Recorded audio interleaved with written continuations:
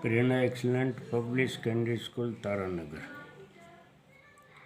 मैं मनफूल शर्मा, सेवानिवृत्त अंग्रेजी प्राध्यापक। आज हम पास्ट परफेक्ट कॉन्टिन्यूस टेंस का अध्ययन करेंगे। आप जानते हो कि परफेक्ट का मतलब पूर्ण और कॉन्टिन्यूस का मतलब जारी। कुछ काम हो चुका है और कुछ काम बाकी है। इसकी पहचान होगी।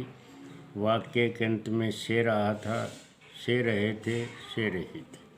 हेल्पिंग वर्ब सहायक क्रिया, हैड बीन, सभी कर्ताओं के साथ हैड बीन लगेगा। मेन वर्ब मुख्य क्रिया वर्ब है, फर्स्ट प्लस आईएनजी। अब इसमें समय सूचक शब्द है since, for, all day, all night. अब ये जो शब्द हैं वो प्रेजेंट परफेक्ट कॉन्टिन्यूस में आते हैं, पास्ट परफेक्ट कॉन्टिन्यूस में आते हैं और फ्यूचर परफेक्ट कॉन्टिन्यूस में आते हैं। लेकिन पास्ट परफेक्ट कॉन्टिन्यूस के में आधा वाक्य भूतकाल का मिलेगा और एक वाक्य के अंदर है सिंस फॉर ये मिलेंगे। पैटर्न है subject plus had been plus है verb first plus ING plus है सिंस फॉर प्लस टाइम। जैसे वह 2 घंटों से पढ़ रहा था, तो 2 घंटा मतलब अवधि आ गई। तो अवधि के लिए आपको बताया हुआ है कि फॉर लगेगा, निश्चित समय के लिए सिंस लगेगा। तो he had been reading for 2 hours. मैं कल सुबह से बगीचे में घूम रहा था, तो I had been walking in the park since yesterday morning. अब नेगेटिव सेंटेंस में आपको पता है हैड बीन के बीच में नोट है, क्योंकि नोट का तीसरा स्थान होता है। जैसे सुबह से वर्षा नहीं हो रही थी,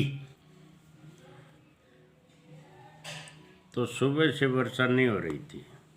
it had not been raining since morning. बच्चे कुछ समय से नहीं खेल रहे थे, तो children had not been playing for some times.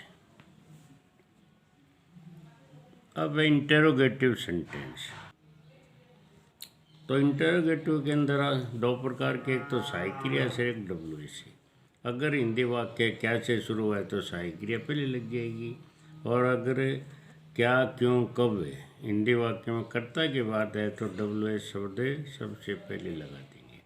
जैसे क्या तुम्हारा भाई 2 घंटों से खिलौने खरीद रहा था। अब क्या पहले आ गया, इसका मतलब had your brother been buying toys for 2 hours. अब डब्ल्यू शब्द देखो, डब्ल्यू प्रश्नात्मक शब्द प्लस हैड प्लस कर्ता प्लस बीन और प्लस है verb first plus ING since for plus समय टाइम और प्रश्नवाचक चिन्ह।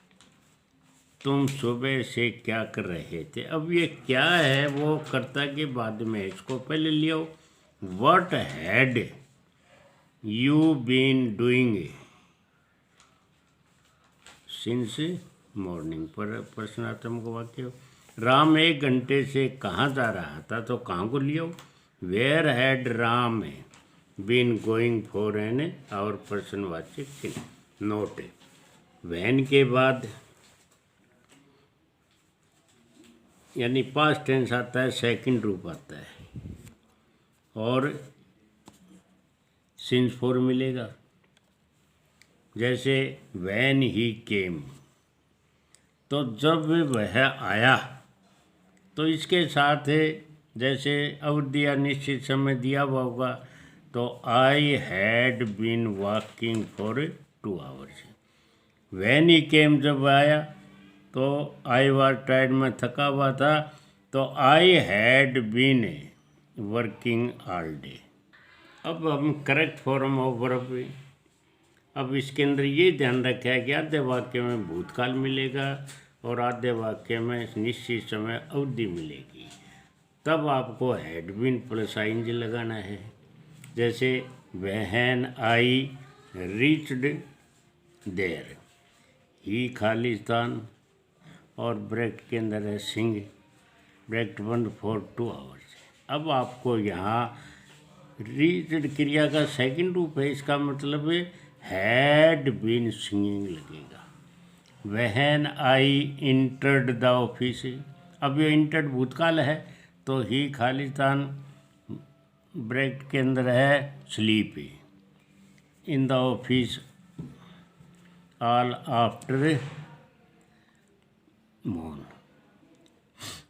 आफ्टर नून है तो यहाँ, तो इसका मतलब होगा had been sleeping. When it started raining, तो ही खालिस्तान ब्रैकेट में play cricket for an hour है। अवधि दे दी, इसके अंदर भूतकाल भी आ गया तो हैड बीन प्लेइंग।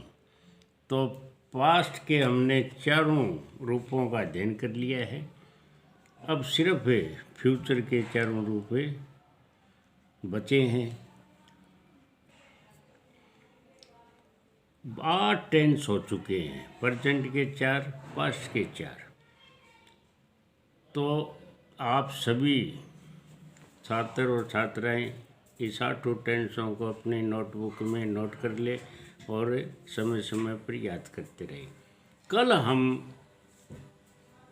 यानी एक लेसन तैयार करेंगे ताकि फर्स्ट टेस्ट के अंदर है वो काम आ जाए।